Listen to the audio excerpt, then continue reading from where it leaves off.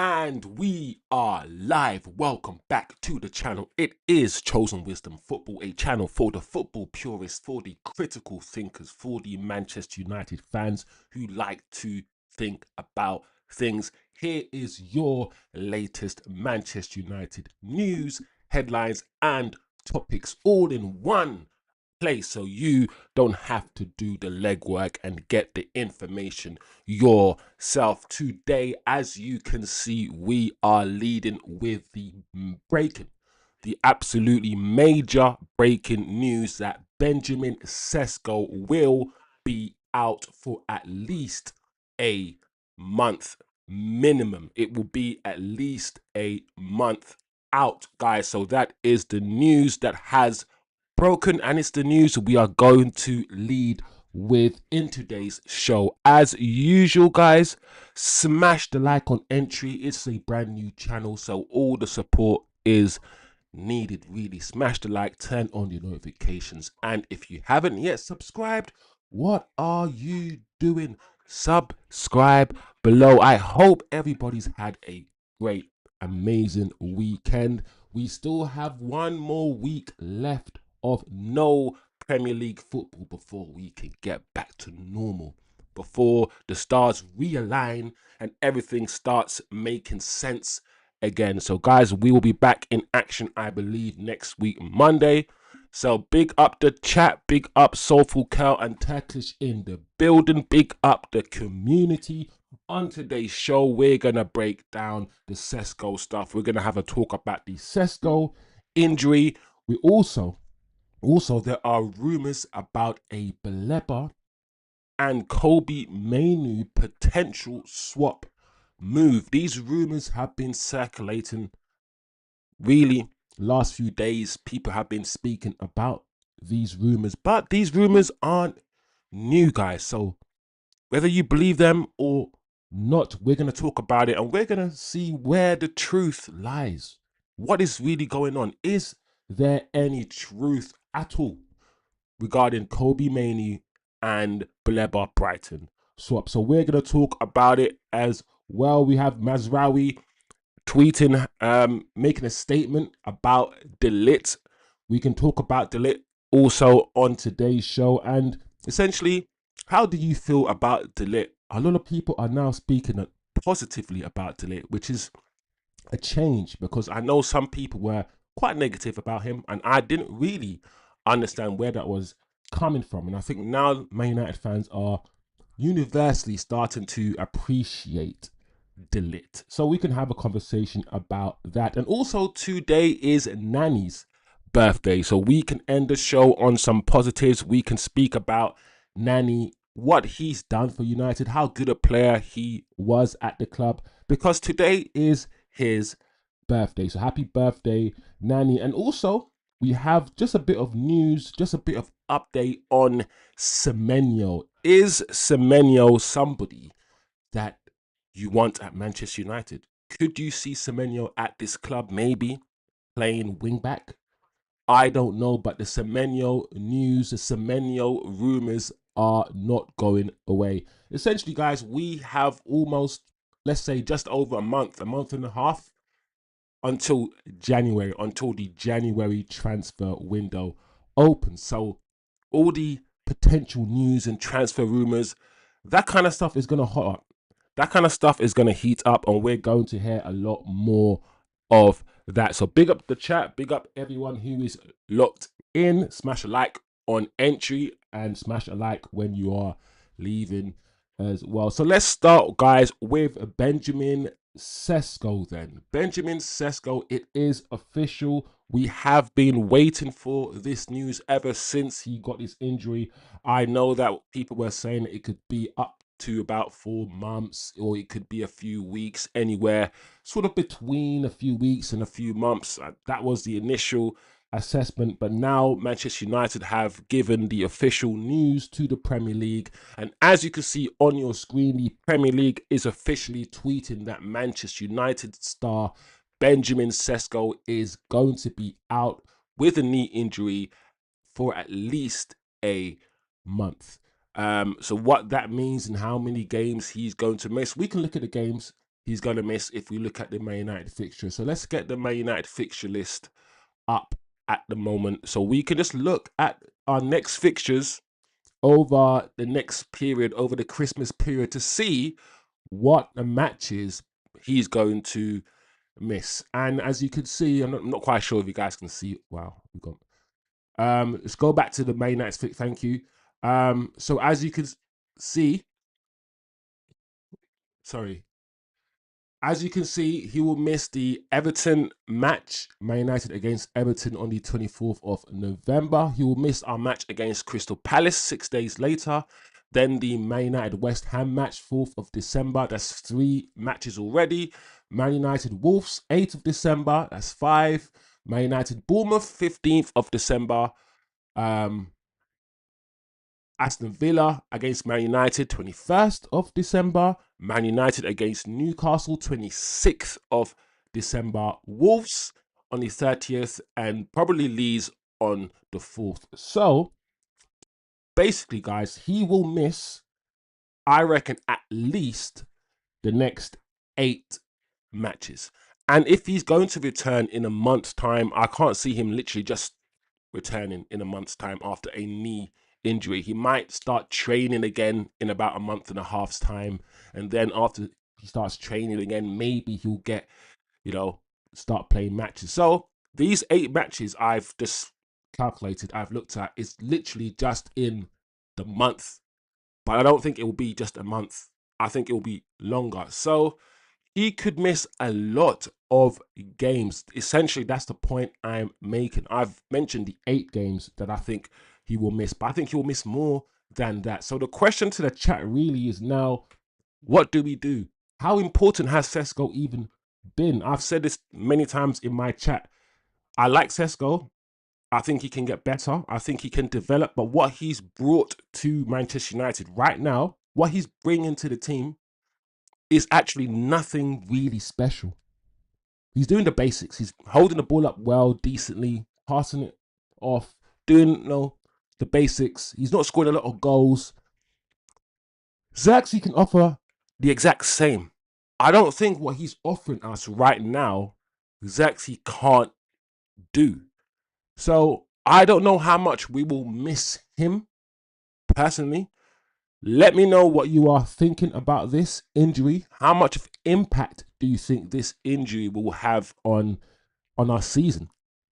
How do you see United using Šeško? That's the question. The question really is, how much of an impact do you think he's had, and how much do you really honestly think he'll be missed, given what you've seen him do and given what he has given to us? My issue with the injury, my only really issue with the injury, is that I hope it doesn't bring him backwards. I hope he can continue to improve. I hope it's not one of those injuries where he will have another injury, then another injury.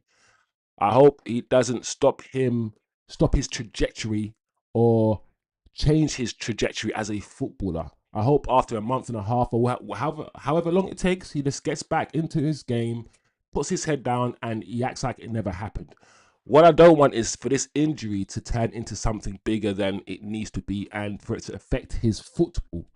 That's the last thing I really want for Šeško. So, big up Shivam in the chat. I see Shivam's in the chat. Big up Shivam. Šeško out is definitely a big. He holds up the ball well and good attacker, but it's okay. Better to rest than get worst, says Shivam in the chat. I would love to see Bruno, Cunha and Bumo at top and Mainoo and Cass in the midfield. I think we get 15 out of 15 next 5 games, says Shivam. I don't know, Shivam. Everyone's been saying for the past year that we're going to get this points out of this amount of games, or we're going to get these amount, and it's never happened. So I don't know why we're going to start winning 5 games in a row and all these things. I don't see these things happening. Not with this manager and the way that he plays football, personally. But I agree with you, Shivam, that let's not rush people into back. Let's not rush people back. We've seen what we did to Anthony Martial and the likes of Paul Pogba when we desperately needed them to come back, when we relied on them for everything. They were our best players under Oli. We kept playing them through their injuries, and they just got worse. Their bodies broke down because they played and they wanted to help the team. So let's just take our time with this guy.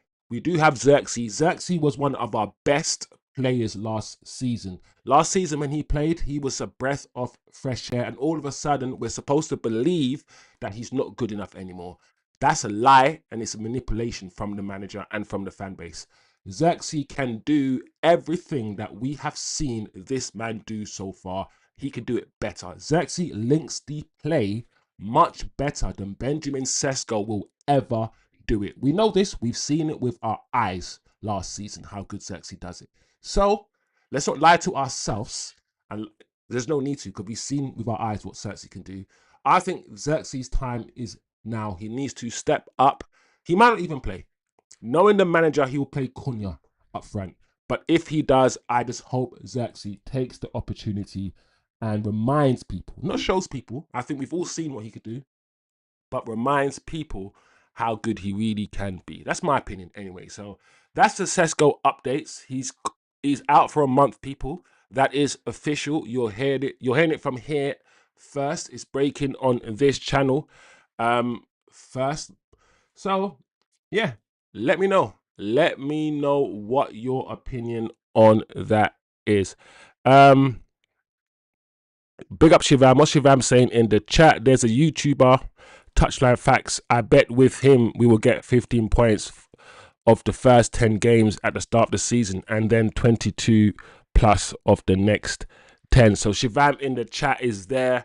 He's focusing on what games we can win and what games we can't win, and he's making his projections, which is very, very interesting. Shivam, I'm not there where I can start making projections about this team and about how many games we can win and all these things. I'm not there yet. I'm not as confident as Shivam is with the manager. I don't think the manager is good enough.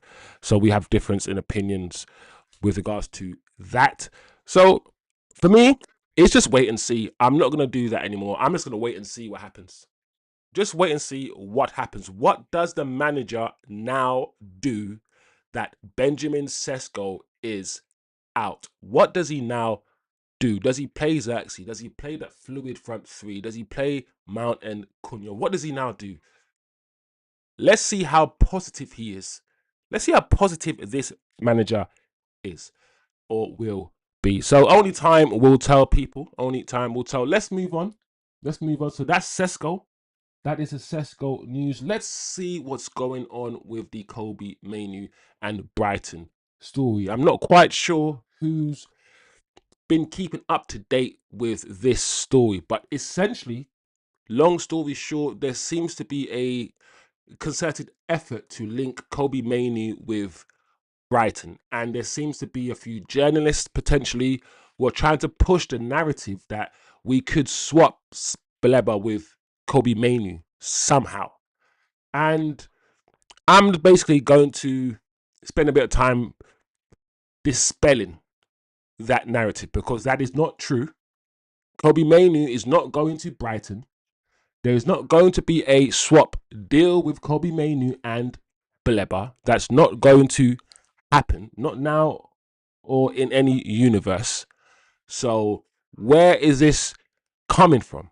So here is one of your sources. Here is one of your sources. This is a report written just a few days ago, essentially by the Brighton base, saying that Mainoo wants to leave on loan, saying all the things that we already know. Like Mainoo wants to leave on loan for game time and all these things. So they're regurgitating what we already know about Kobbie Mainoo, and also saying that he could go to Brighton, and also talking about Baleba coming to Manchester United. Nowhere in the article does it say it's going to happen. It will happen. It's just somebody saying that Kobbie Mainoo could go out on loan and Brighton could be one of the clubs. It's not really going to happen. But this is essentially a Brighton fan talking about this, wishing this into existence. There's no credible or credibility behind this report.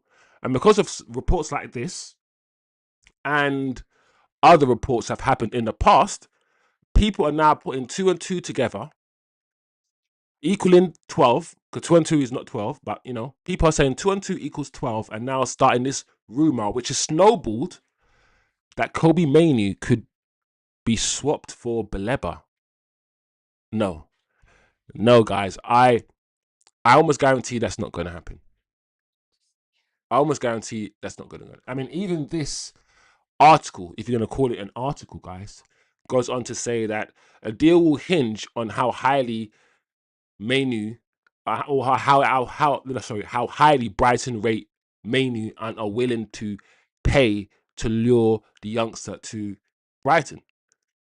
If a player swap deal were to come under consideration, then would also rely on United accepting Brighton's demand of over 100 for Baleba, which we didn't accept in the first place.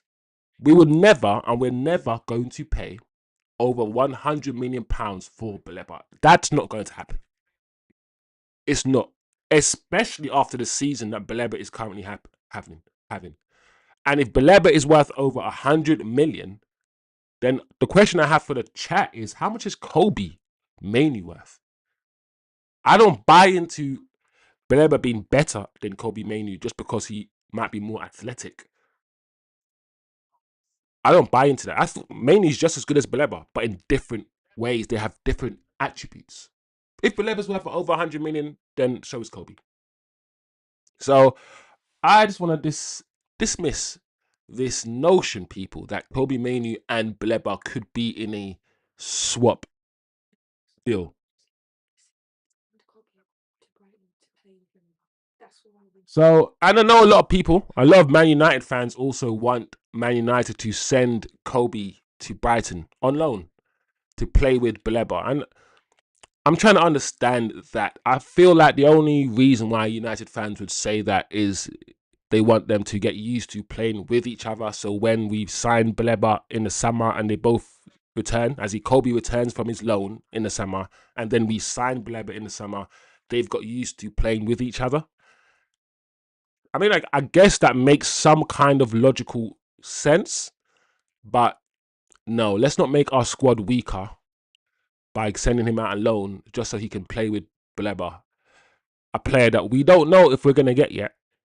There's no certainty that Manchester United sign Baleba this summer. We might want to, but there's no certainty. So that idea that Man United fans are putting out there online is still a bit strange to me. But that is that news. And also this bit of news there, as you can see on the screen, is another article written 2 months ago. And this article written 2 months ago essentially is a repeat, or it copies, it says a lot of the same things as the previous article I've just showed you, which was a few days ago. So essentially the point is that the story about, or the news, or the rumors about Kobbie Mainoo going to Brighton on loan, for instance, they have been around for the last 2 months, and they were floated around even in the summer. So this news, or these rumors, aren't new rumors. They're old rumors that have been rehashed again, potentially because there's not a lot of news to report on during the international break. So once again, I want to poo-poo this story 100%. If Kobbie Mainoo ends up at Brighton somehow in any kind of capacity, then you can come back and say, Wizzy, you were absolutely wrong. He's gone to Brighton on loan. He's Brighton have signed it, whatever. But I very, very much doubt this, people.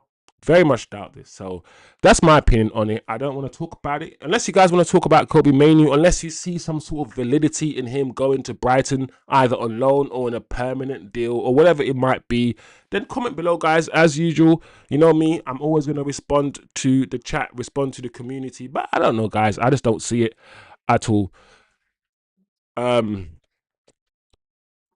Pick up Ivan. Ivan says, F man, we must buy a striker now as well. Maybe buy Semenyo and play Cunha as a 9, says Ivan. I'm not gonna lie, Ivan. At this point, right, I'm kind of having it up to here with the everyone overlooking Xerxes thing. Like, I feel like it's I feel like we spent last season watching Hoyland stink the place out, yeah. And every time Xerxes came on for Hoyland, he was just much better, right? So we've all said that Hoyland, we've all said that Xerxes is better than Hoyland. He's just better, right? We shouldn't even have a conversation about it. That's a fact. But then we have some people saying we should bring Hoyland back to play, and I'm like, hold on a second. So we saw Xerxes play better than Hoyland. We have Xerxes right now, and you still rather bring Hoyland back to play when Xerxes is not even getting any minutes. I don't know. I understand that people say Xerxes is not a shooter, right? I can kind of understand that.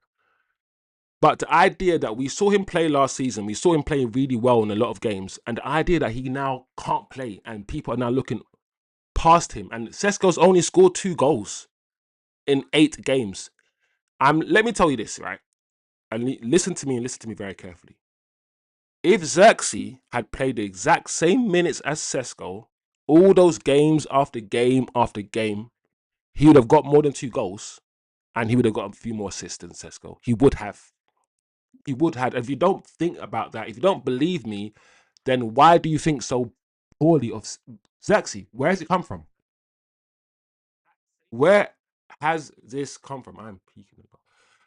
So I'm gonna fight now. Now that Šeško is injured, people, I'm not gonna lie. Now that Šeško's injured and we can't play him, if I do not see Xerxes get minutes, I am 100% Ruben Amorim out. There is absolutely no excuse now for him to be shunning Xerxes. The club keeps talking about how important Xerxes is. The football club keeps coming out and saying he's not for sale, he's going nowhere, he's important. And yet our striker, Šeško, who hasn't played in the Premier League, doesn't even know how to play in the Premier League, rather than playing Xerxes, he's playing Šeško all the minutes, and now he's injured. If this manager had managed Šeško properly, yeah, and listen to me so fucking carefully, people, yeah, if this manager had managed Šeško properly, a new signing to the new league, and played him and Xerxes, play Xerxes some minutes, play Šeško, bring Šeško in. Xerxes knows this league more. He can hold the lineup better than Šeško, yeah, and then bring in if he did that, maybe Šeško wouldn't have been injured, yeah, maybe he wouldn't have been injured. So I'm done with the Xerxes disrespect. I'm done with it now on this channel. And if I don't see Xerxes get any minutes, then right now I'm Amorim out. I said I'm 55% Amorim out, 45 Amorim in. Yeah. If I don't see Xerxes on the bench or get any minutes in the next few games, then I'm gonna be 60% Amorim out. Because there's no excuse. There's no excuse for it. So let's move on anyway, guys. That's me. That's my rant when it comes to Xerxes and Šeško. Done. Let me know if you agree. I know some of you will disagree with my position, but that is fine. It is fine. I'm here for you to disagree with and for you to challenge. That's what this channel is for. This is also quite interesting. The reason why I brought up this picture, this tweet from the Manchester United Twitter account about Kobbie Mainoo is because of let's look down on the first comment. I think the first comment will show you what I'm saying. Read what the first comment is.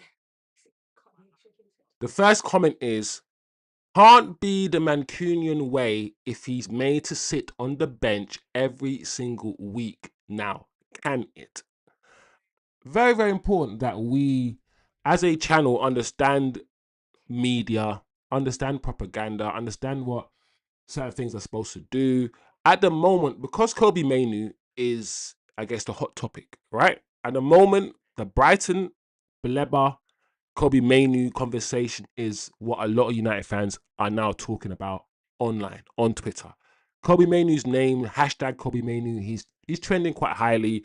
Like I said, the Brighton Baleba thing is what's making people talk about Kobbie Mainoo. And because Man United can see that Kobbie Mainoo is trending and that he's being talked about, they've now released this picture to the Man United fans to jump on the back of that, to get clicks, to get views, and it seems, and also most importantly, to sell the shirt.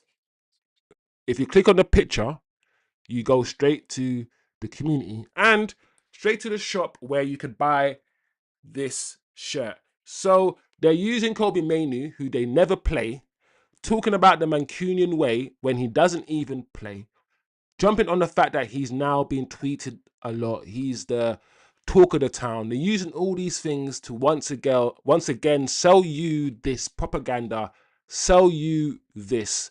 So the reason why I'm bringing it to your attention is to literally bring it to your attention so you are aware. So we are aware of what Man United do, what the media does, what the media bias is, and how they use us. How they use us. This guy's not even playing football, and they have the nerve to be posting him in a picture saying the Mancunian way. What?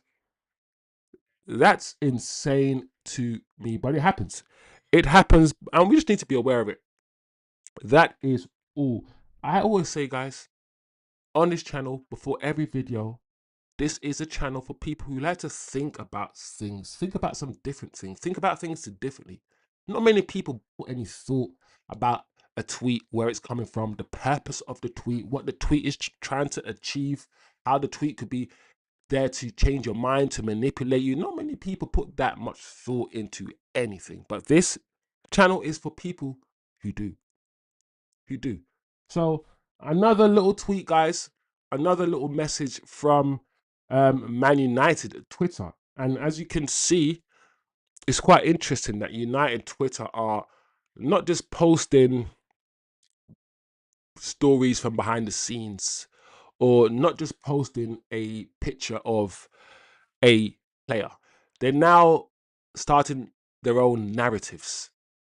So this is a tweet from Manchester United's Twitter account, and as you can see, it says, and it's from Mazraoui apparently, "I said lately for fun, also a little bit serious, that he is," this is Mazraoui speaking about De Ligt, by the way, "he is reaching his form of a golden boy again." So that's Mazraoui on De Ligt.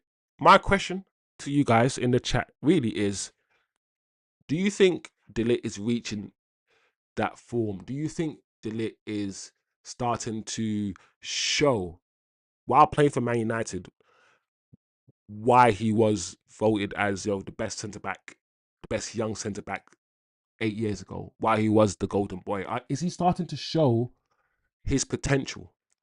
Or is it just a narrative that's now been spun? Because Man United, clearly, by this tweet, are putting out there in the world that De Ligt is him. And De Ligt is now reaching some sort of form, some sort of excellence, right? That's the whole point of this tweet, to push that narrative. My question is it true? What are you guys now saying about De Ligt? Because I know a lot of United fans, they criticized De Ligt at the start of the season, especially last season. And I always said, you know what? De Ligt actually, I know I love Lenny Euro, and I think Lenny Euro is the future. But I always said De Ligt is actually our best centre-back. He is. He's the most complete defender. He is. So, I don't know.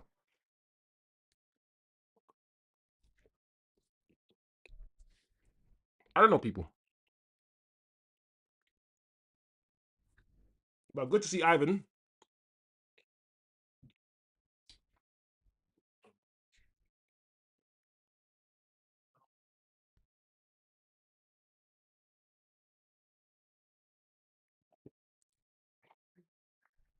Big up Osman in the chat. Osman says, "I think these merch drops and campaigns are planned months in advance and genuinely steered by Adidas."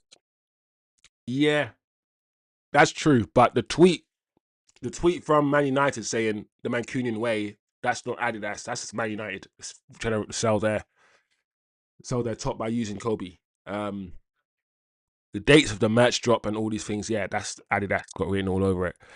Osman says, "It's a meme among Arsenal fans that the club hits us with merch to counteract bad news. but I don't think these drops and campaigns are reactive to headlines and social media narratives, says Osman.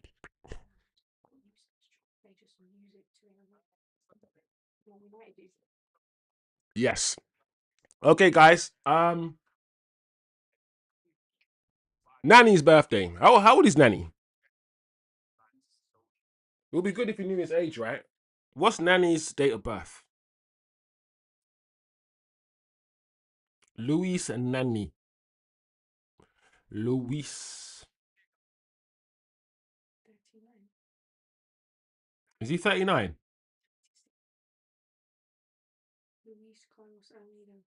Yeah, yeah. He is 39 years old today. Wow. Wow, Luis Nanny. I'm going to say this about Luis Nanny. Luis Nanny was somebody that had in my opinion, unfair label because he wasn't Cristiano Ronaldo. And that's it. It's very strange, and I've never liked it. He was his own player. He wasn't supposed to be like Cristiano Ronaldo. But because we had Cristiano Ronaldo, he was always compared to Cristiano Ronaldo. But he wasn't him. He was Luis Nanny. That's who he is. And that was unfair. Luis Nanny, in my opinion, yeah, is a more complete footballer than Cristiano Ronaldo. He was back then. I don't know if after their development you could say that. But at the same age, when Cristiano Ronaldo was 17 and Nani was 17, Nani was a better footballer. Cristiano Ronaldo needed more. Cristiano Ronaldo, yeah, no one knew that he was going to turn out to be the footballer that he was. He was very skillful, had loads of stepovers, but his end product was abysmal. Ronaldo, his end product wasn't there, and Ronaldo could have easily been an Adel Taarabt. Loads of skills, no end product, but somehow over the last 2-3 years, the end product was drilled into CR7, and he became a step over king to. He transformed from a step over king to an absolute beast. Whereas Nani's basic and Nani's foundations were better than Cristiano Ronaldo's at a younger age. But he just didn't develop. You know when someone starts off, this is Ronaldo and this is Nani. Nani, at the same age, Nani's up here, Ronaldo's there. However, in 5 years, Nani went like this and Ronaldo went like this. Ronaldo's development, yeah, from the age 18 to like 24 was absolutely insane. He won the Ballon d'Or. Whereas Nani's wasn't as crazy. I like Nani. Nani wasn't as consistent as Ronaldo was in terms of his end product. Nani played for United at a time where we were kind of falling off. Rather than at a time where we were in our peak. He gave us good moments, amazing moments. He scored, yeah, Nani, some of the most amazing goals I've seen, bruv. His technique, his shooting technique, that right foot. I've seen him just get the ball from the corner of the box and slap it into the top corner, like so effortlessly. Nani was a G. And as much as I like Rashfords, and I know you guys like the Rashfords of this world and Martials and all these guys, and these players are amazing. I've always got to tell people, listen, Nani's better than them. Think about how Nani was, for some people, not good enough. I say for some, but I say the minority. There might be a small number of the fan base that thought Nani wasn't good enough. And I think to myself, if Nani wasn't good enough then in that team, but Marcus Rashford and the wingers that we have now are amazing, like Sancho's and stuff. And listen, he's better than all of them. He's better than all of them. Nani, a legend. Listen, I don't think legend should be thrown around often, but I think I'd almost put him in that legend category. You know, he was there when we were winning things. He helped us win all these trophies. Why not? Is Lewis Nani a legend at Manchester United? Is he a legend? Or would you put him as just a very, very good footballer that played for us? World-class talent. On his day, His talent was. I remember the seal dribble. I remember the dribble against Arsenal when he just heading the ball and just doing kick ups, and they tried to they took him out. We were winning 4-0, and he was just taking a piss. Listen, Nani, I salute you. You thinking about you right now, bringing back all those memories that you gave us. Happy birthday, Nani. I've waxed lyrical about you for the last 5-10 minutes. Positively, my friend. You know, I'm a Man United fan, and you gave me great memories. Happy birthday, bro. You'll never see this video, but if you do, happy birthday. So big up, Nani. Before we go, oh no, we got a few things before we go. If you want to know if you are interested, I am not, but you guys might be, and I respect that. People are different, but apparently, guys, these two are going in the I'm a Celebrity jungle, and they are Manchester United fans. I know who H is. I don't know who the guy on the right is, but he's a football YouTuber. So they're going to the jungle. They're Man United fans, and once again, look who is tweeting the news. Manchester United Twitter. I'm going to pay attention to Man United Twitter in terms of what kind of things they push out and what kind of narratives they try to push. You guys don't have to, but I will pay attention because you know me. I like to pay attention to those sort of things. Big up, Yah in the chat. I hope you're doing well, Yah. I hope you've had a good weekend, my guy. Another week of no Premier League football, Yah. So the news is slow. The news is slow, my friend. Big up Ivan in the chat. Osman, everyone who's passing through, smash the like. Just to recap, the breaking news is Benjamin Sesko will be out for at least a month. What's going to happen? Who is the manager going to play? I've said what I think should happen. I've waxed lyrical about Xerxes. If I don't see Xerxes play any minutes in the next 2 months while this guy is injured, there's about 10 games that Sesko will miss. If Xerxes does not get any minutes, then I am Amarim out 100%. So that is my stance. I don't care.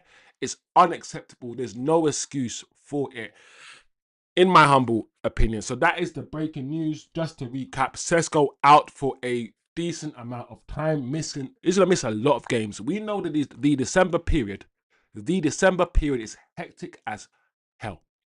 Yeah, we've looked at it. We've looked at the games. And to be fair,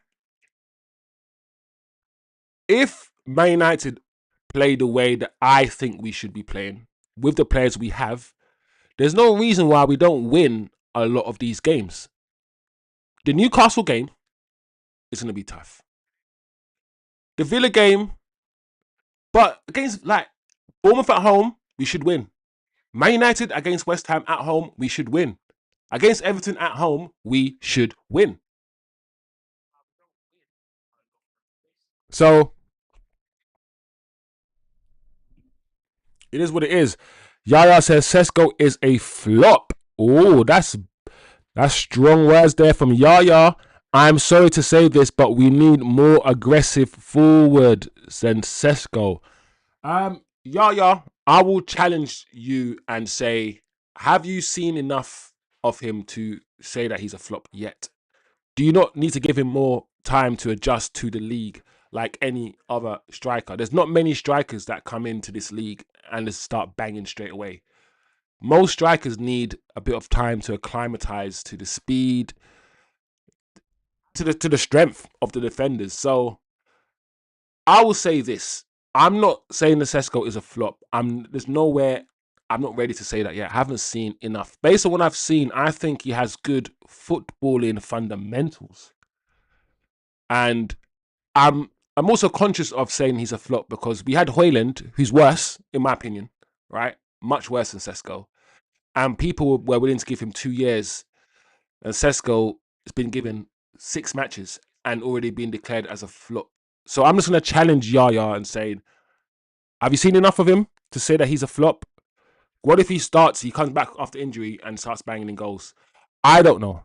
I'm just saying, let's my opinion, and this is only my opinion, Yaya, you know, let's wait a little bit because he could be that aggressive forward. He could. Things like aggression is not something that you can't never have. It's like when you should be conscious or when you should be scared, not scared, when you should be I guess worried is when you're asking a footballer to do something technically that he can't do. Improving your technicality is difficult. Improving your aggression, we've seen Xerxes after one season go from being pushed around a lot to now, if you watch Xerxes is aggressive as hell. I think aggression is not something you can't improve on. It's something you can improve on very quickly. That's all I'm saying. Eddie says no. Xerxes will come good in his replacement. Eddie, I hope so. Like I said, I'm getting to that point where I am starting to get frustrated, guys, at the Xerxes disrespect. I'm starting to get frustrated at it. And as I said to you before, the way the manager treats the players, right, will determine how you think about them. Very quickly, if the manager stops playing Mainoo and stops playing Xerxes, the fan base will start thinking that Mainoo and Xerxes are crap because the manager doesn't play them. And then you will start thinking negatively about two players that just 6 months ago you thought were the best thing since sliced bread. Maybe not Xerxes, but Kobbie Mainoo we all thought was the best thing since sliced bread. And all of a sudden, within an instant, because the manager isn't playing him, we all think, oh, sell him, he's crap. Don't allow the manager to manipulate you into thinking certain players are good just because he doesn't rate them. This is a manager that's only won 25% of his games. His opinion on what he thinks about footballers clearly isn't the best. Otherwise, we'd be winning more games. So let's not always take what the manager says as gospel and absorb his philosophy, his views, and his narrow way. I will say this, we don't need to absorb his narrow way of thinking about football. If he doesn't like Xerxes, it doesn't mean you don't have to like him. Or you have to like him. That's all I'm saying. Yara says, compare him with Ekatike Walter made. For him to bag goals, he must be aggressive. I agree, Yaya. He has to be more aggressive in the Premier League. Xerxes is a flop too. Does he need another season to adopt? We need goals, bro.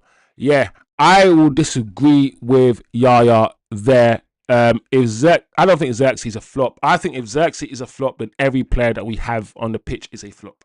That makes any sense. Now, what's Xerxes done? Every time Xerxes played football, he's done well. Every time Xerxes played for Man United, he's done well. I think why do you think he's a flop? Because he doesn't score loads of goals, but he doesn't play. If Xerxes was given a run of games, Yaya, like any other striker, 10 games in a row, and didn't deliver, then we can call him a flop. He hasn't been given a chance, and when he has been given a chance, he's played well. The issue I have is you guys think your strikers need to score goals. My issue is that I know they don't. I've watched Liverpool play with Firmino, false nine, and win the league. I then watched Liverpool play with Ruben Diaz, a false nine who doesn't score loads of goals and drops deep and win the league. I've seen Man City play with a false nine and win the league. I've seen PSG play with a false nine and win the league. Because I'm smart and I've seen many teams play with a Xerxes type striker who's not there to score loads of goals. He's there to be the false nine and support Cunha and Mbeumo. Because I know we can play that system where Xerxes drops in as a false nine and supports Cunha and Mbeumo. I know we can. The manager just doesn't want to play it. And because he doesn't want to play it, we're not seeing Xerxes and people are saying Xerxes is a flop.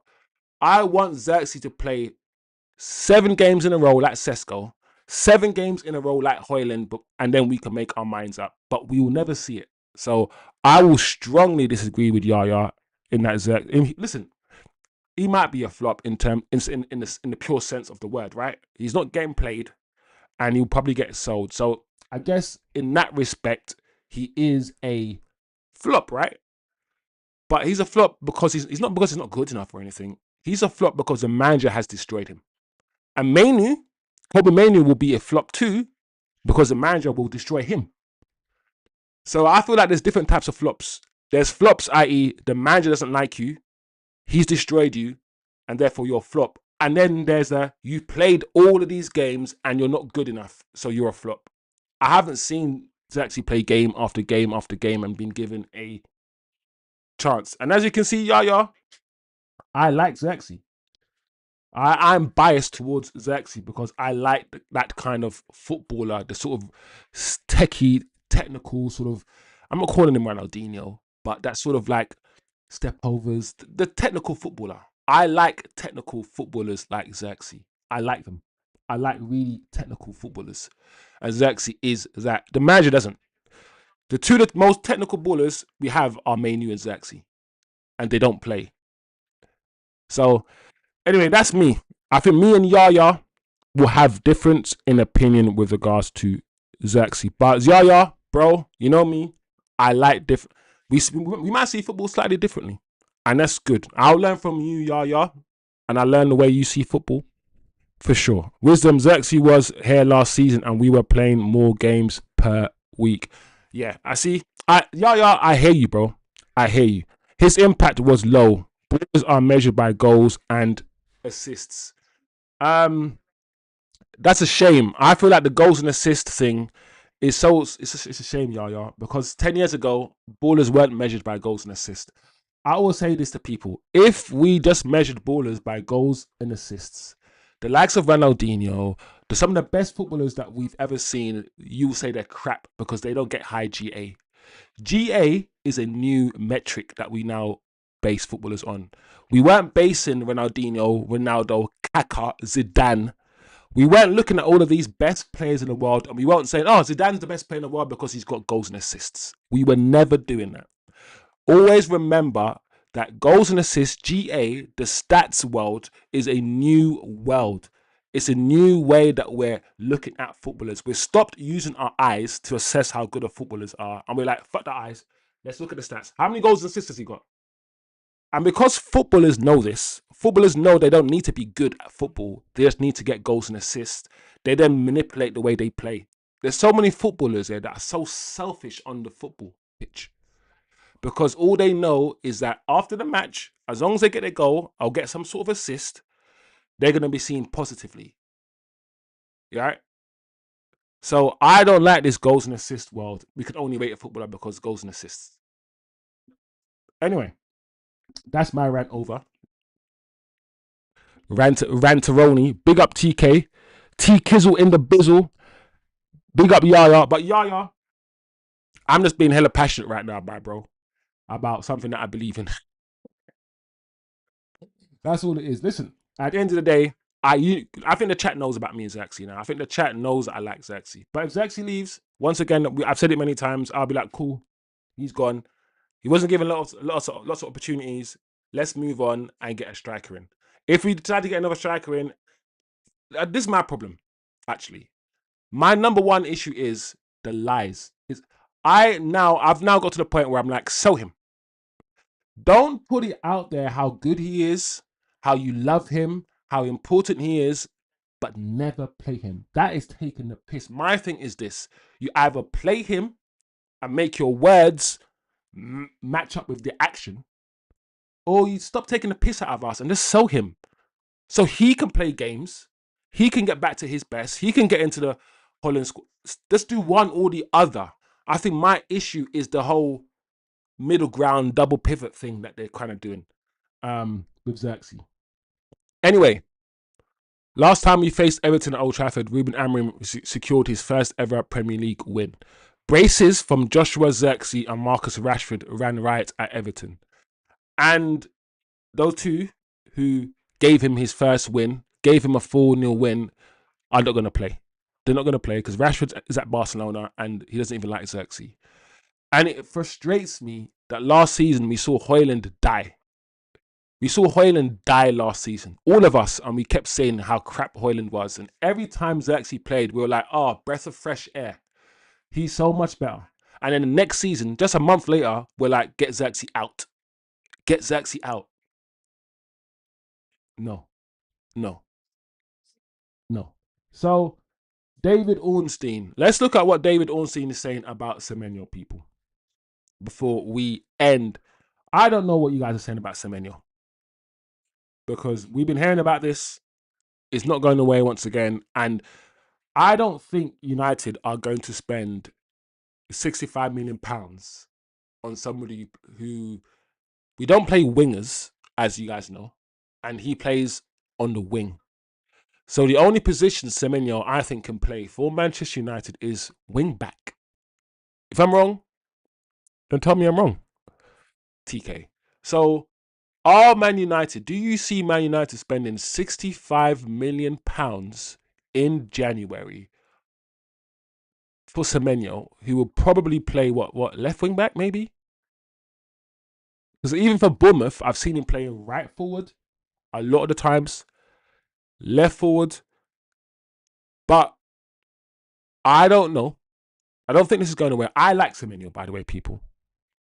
I'm gonna let you know my bias. I like Semenyo. I would get him, but I don't know if United are going to get this guy for £65 million. I just don't see it.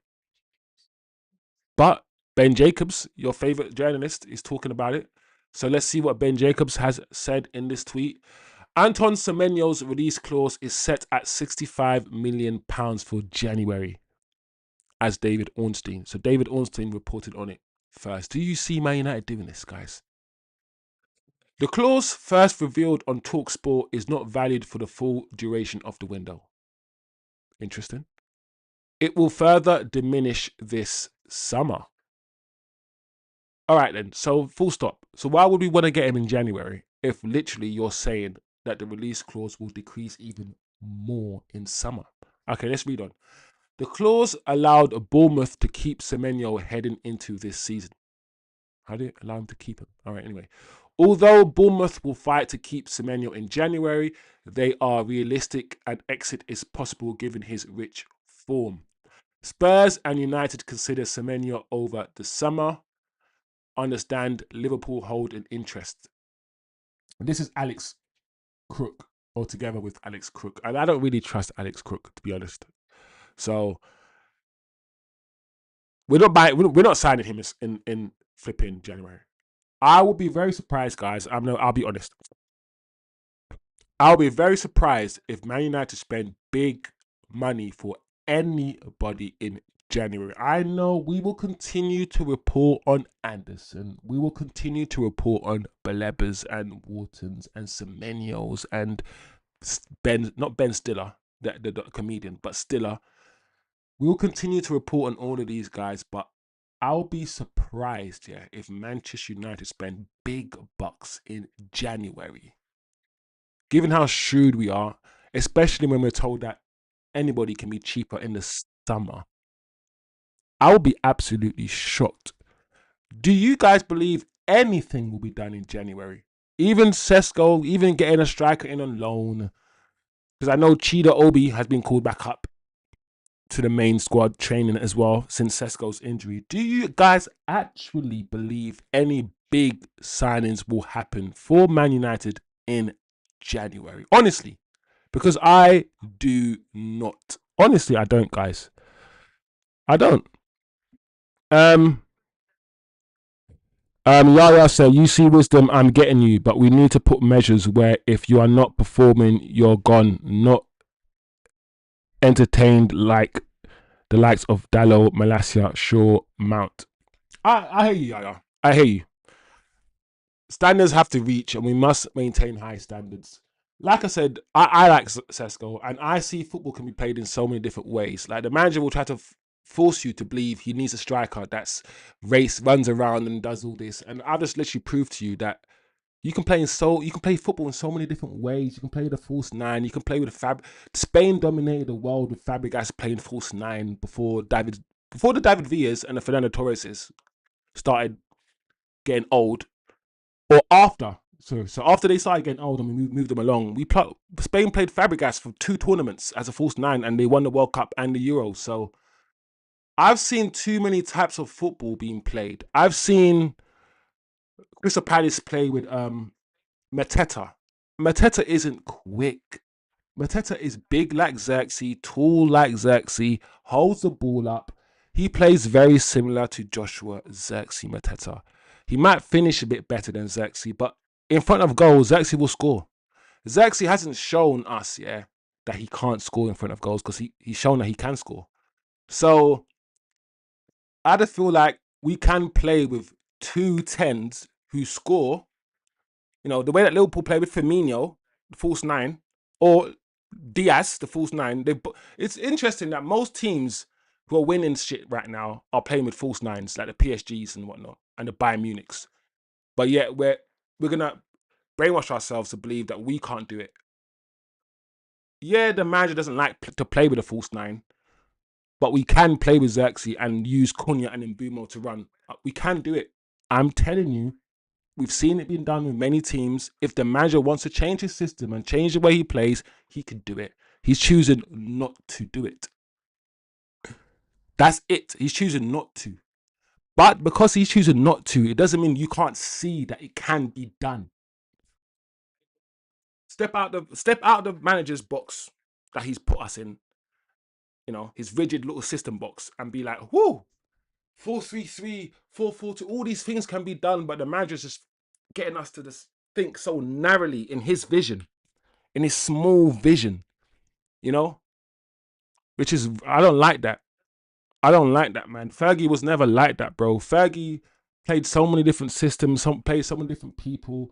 He might play Park Ji-sung as a midfielder and take Roy Keane out, or takes goals out. He'll play Rooney on the right. Sometimes it will play Tevez down the middle, or he might play that. All these things Fergie was doing. We didn't believe in no rigid systems under Fergie. We didn't. But this manager is gonna, by the next 2 years, we're only gonna think one way, and we're only gonna think football can be played one way. And yeah, it's just frustrating. Anyway, Ivan says, I would love Semenyo, but we must focus on midfield. That's another thing I was thinking, Ivan. All this talk about Semenyo, while at the same time, all this talk about the midfield. And Ivan, Man United are not going to spend £100 million in January. Yes. Ivan, I will say I agree while saying I disagree. I will say I agree, but let's not pretend we didn't buy Ugarte last season. That's not neglecting the middle of the park. We literally spent £65 million on Ugarte last season. 2 seasons before that, we signed Casemiro for £65 million. 3 seasons before that, we bought Bruno for £65 million. We spent badly in the midfield. I think is a better way of saying it rather than we've neglected it. But maybe both can be true, right, Ivan? We can still have neglected it, because we still should have signed more players in the midfield. But at the same time, we have signed players in the midfield. They just haven't been good enough. Like Donny van der Beek, not good enough. Ugarte, not good enough. The signings we've made haven't been that great in midfield, I don't think. And Bruno, we signed him. We played him as a 10. We gave him Bruno a free role for about the last 3. It's always interesting how we gave Bruno Fernandes absolutely free role for about 4 years, right? And now that he's playing a disciplined role, he doesn't look that good. Shocker. Imagine giving that free role that you gave to Bruno to Pogba. A free role for Pogba to run around and do whatever, and no defensive responsibilities for Pogba. I always say this, we gave the free role to the wrong person. But then the best players are always often abused, right? Pogba is much better than Bruno. Because of that, we need him in the double pivot, because he's better in the double pivot than Bruno. But Pogba's also better in the 10 than Bruno. He is. In fact, I don't think there's any place on the pitch where I would pick Bruno over Pogba. And Pogba cost us £89 million. So we have kind of recruited for the midfield. We're just not always recruited that well. TK says 65 is a again for Semenyo. Yara says, let me give you a good example. Pep goalkeeper Trafford performed badly just one game. What happened? Donnarumma was bought. Yeah, Yeah, that was one game, but we don't know if that one game was a culmination of things. You know, we've seen one game and then Donnarumma was bought. But what if I told you that as soon as Trafford stepped into training, Pep wasn't feeling him, and it wasn't really just the one game. It was just that's what it was. Or what if I told you that they always were gonna get Donnarumma, and that one game didn't have anything to do with it because they needed 2 goalkeepers. I don't know. I'm just putting it out there. I'm playing devil's advocate, yeah. But I get your point. Ruthless. Man United, we haven't been as ruthless as other clubs. We haven't been. At the end of the day, if you're saying to me, yeah, Man United need to be ruthless and get rid of Xerxes, I would agree. I said my issue is the fact that we're telling the fans that he's good enough, telling the fans that he's amazing, telling the fans that he's this and he's that, and not playing him. That's my issue. You either sell him in January or you play him. That's my thing.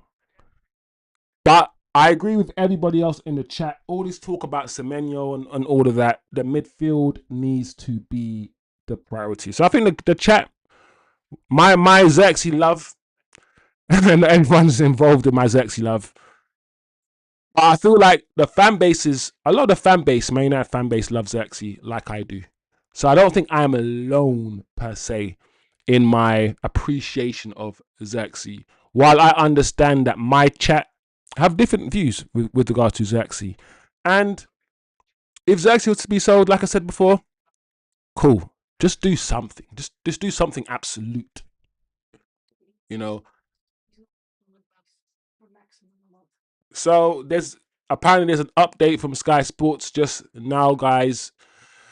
Oh, what's the update? They're saying that Sky Sports have now updated their post about Benjamin Šeško, saying that he has avoided major injury and will be out for a month at most.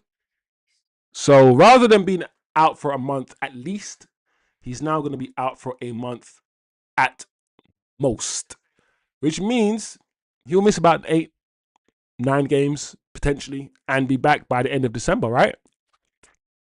Not so much of a big deal after all, but he'll still be out for a small amount of time.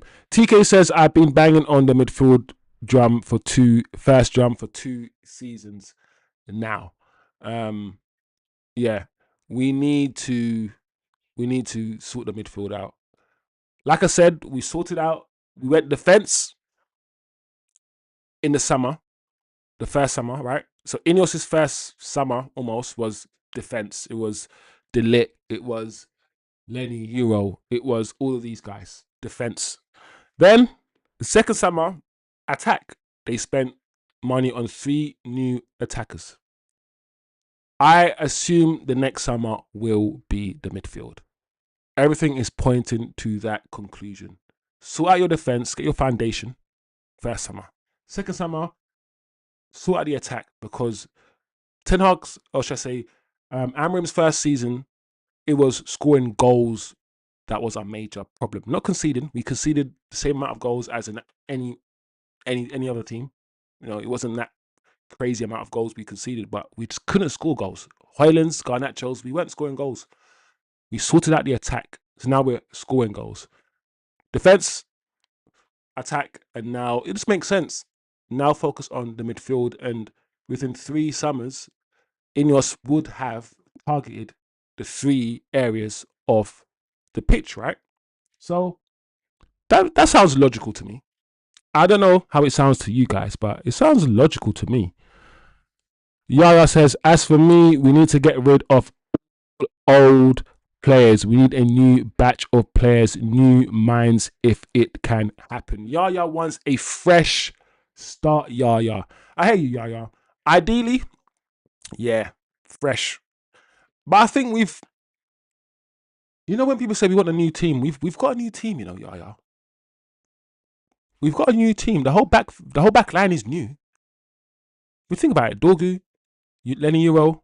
I mean, apart from Luke Shaw, who's not you, De Ligt, Mazraoui, Ahmad. That's all new. It's all new backline. The front line is all new, all new. The only thing that's not new is Casemiro and Bruno. And Casemiro's actually playing well. The weak link in that midfield right now is Bruno. So, yeah, a new midfield. And Bruno apparently just scored a hat-trick for Portugal. What I'm saying is this, guys. The system, I think, is mostly the issue rather than the players. I've said this before. I don't know how much better you actually think the likes of Adam Wharton and Baleba are to Bruno and Casemiro. I don't know how much you think we're going to improve when we get those sort of players in our midfield playing in the same system with the same manager. Because Mbeumo hasn't really improved. Mbeumo looks worse. Cunha is not the same Cunha at Wolves. He looks worse. Šeško is not the same. He looks worse. This manager, I don't think, in this system makes many players look better. So my question to you is this. I've seen Adam Wharton play for Crystal Palace. He's not some beast that's running up and down the pitch, some athletic beast. Do you think we're going to improve that drastically with those two players or three players, whatever it might be, even if it's Anderson? Let's say Anderson and Baleba for Bruno and Casemiro. I don't know, because what I've been seeing from this coach, I'm not certain that those players are going to come in and they're going to play the same way as they were playing for their current clubs. Cunha's not doing that, and neither is Mbeumo or Šeško. And look what happened to Xerxes. Xerxes was absolutely balling out for Bologna, and he's not doing it. He's not even getting played. So why do you now think all of a sudden, based on that evidence, that us getting Baleba and Adam Wharton, oh wow, they're gonna be the ones that ball out while no one else is balling out? Guys, I want us to be able to identify how good a player is individually outside of the system that they're playing in. Just look at the player look at the player's attributes and be like, okay, he's good, independently away from the system that he's playing in. I don't know, guys. I'm just thinking out loud. People. Making some kind of, you know me, making conversation. I'll always back my boy Mainoo. We only need one midfielder, and that is Gallagher. Gallagher. I don't know. But at the same time, guys, the way that the manager uses the midfield, if you watch the way that we play, he bypasses the midfield. We don't play football in a very coherent way. There's nothing repetitive that we do that can be maintained, that can be transferred to another game. The football that we play game to game is always different. He's not coaching us to play a brand of football. Every time, every opponent, we're playing differently. It's almost every game's a cup game. So we're not building on anything sustainable here. Bruno and Casemiro are not the future. So we're playing two players that are not going to be here for the next 3 or 4 years. This football is not sustainable football. What we're seeing is survival football. He's afraid to make certain changes. He's afraid to play Kobbie Mainoo. He's afraid to do certain things he was doing last season when he wasn't surviving, when he had the free reign. And now that he has to secure top 4 and all whatever he has to do, he's playing survival football. And that's what we're seeing. Make no doubt about what you're seeing from this manager. So, big up the chat. Different kind of show today. Not a lot of news. I think I voiced my opinions a lot today rather than delivering the news as I usually do. But it is what it is. Sometimes the show evolves and that's what happens. So big up everybody. Yaya, the conversation, man. Me and you were going back and forth, Yaya. Big up, bro. I enjoyed it, man. I really enjoyed it, Yaya. So big up Yaya in the chat for the interactions. Big up TK. Big up Ivan. Big up Eddie who jumped in as well. Big yourself up, Eddie, bro. Soulful Curl. Big up all and everybody in the chat, my people. Today's MVP, Yaya, bro. Yeah, me and Yaya was going back and forward still. But yeah, Yaya, like I said, we agree, we disagree, but good conversation, my friend. Good conversations. Big up the chat. What we doing? Like I said, next game's on Monday, right? Monday the 24th of November. Everton at home. Come on, guys. We should be able to win that game, surely, right? And we'll speak more about the game later on. Match preview, of course, is on Friday. We have another show, same time, Wednesday evening. Hopefully, there'll be more news. Hopefully, more concrete news. But as we know, guys, international breaks are what they are. Jamaica are playing Thursday morning or Tuesday morning. I think Tuesday morning. And if we win our game, we qualify for the World Cup. So fingers crossed that the Reggae Boys make another World Cup appearance. Hopefully they do. Yeah. Yaya says we all the MVPs. Big up everyone. Like and yeah, man. Big up Yaya, bro. Big up Yaya, man.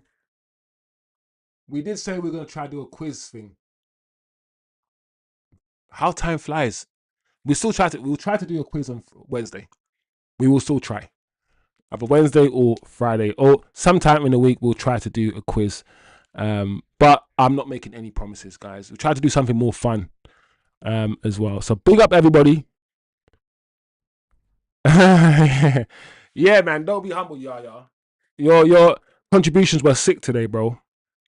You challenged me. Like I said, when I speak some stuff and you guys disagree, like TK does it all the time. TK doesn't like TK. Zaxi is not TK's favorite footballer. Yeah, and I know that, and I accept it. It's cool. But yeah, challenge me, bro. Because at the end of the day, I can't sit here and then say my things, yeah, and you not challenge me because it helps me get better. It helps my footballing brain improve, bro. It can't just be one way and this one point of view. It can't be. It won't work. So yeah, man. Big up everybody. Have a good Monday. Enjoy your Monday evenings. Yeah, I think that's it, guys. Big up Yaya, MVP, and I will see you guys Wednesday.